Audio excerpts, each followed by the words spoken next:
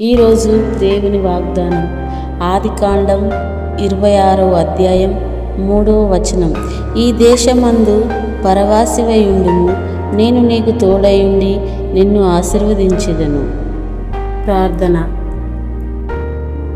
గొప్ప దేవుడానికి స్తోత్రం, నీతిమంతుడా నిజమైన దేవుడానికి వేలాది వందనాలు ప్రభువా. నిన్న నేడు రోజు ఏకారీతిగా ఉన్న తండ్రి నీకు వందనాలు ప్రభువా. వాక్యమై ఉన్న తండ్రిని స్తోత్ర చెల్లిస్తున్న ప్రభువా. అయ్యా ఈ దినాన ప్రభువా ఆదికాండం 26వ అధ్యాయం 3వ వచనం నుంచి మాతో మీరు మాట్లాడినందులకి నీకు స్తోత్ర చెల్లిస్తున్న ప్రభువా. మహా గొప్ప రాజ్యానికి వందనాలు ప్రభువా. అయ్యా మా కోసమై నువ్వు ప్రాణం పెట్టిన దేవుడు తండ్రి నీకు వందనాలు ప్రభువా.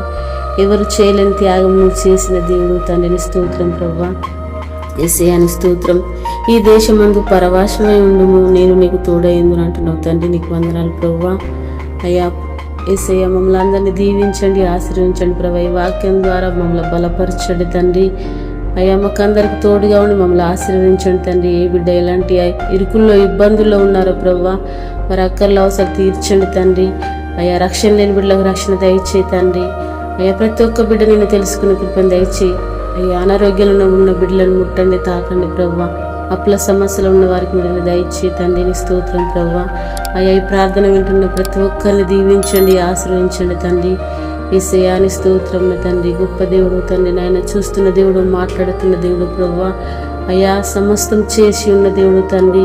అయ్యా ఈ లోకాన్ని సృష్టించిన సృష్టికర్త అయ్యా నీకు వందనాలు ప్రభువా. ప్రతి ఒక్క బిడ్డ నేను తెలుసుకోవాలి తండ్రి స్తోత్రం తండ్రి.